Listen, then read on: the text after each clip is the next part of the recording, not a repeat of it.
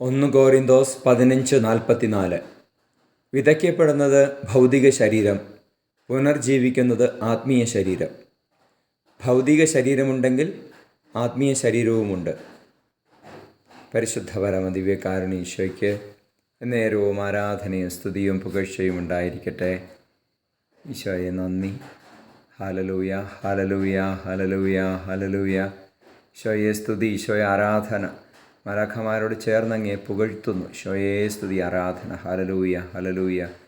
ഈശോയെ നിത്യജീവനിലേക്ക്, ശരീരത്തിൻ്റെ ഉയർപ്പിലേക്കൊക്കെ ഞങ്ങളുടെ കണ്ണുകളെയും മനസ്സുകളെയും ഉയർത്തണമേ എന്ന് പ്രാർത്ഥിക്കുന്നു.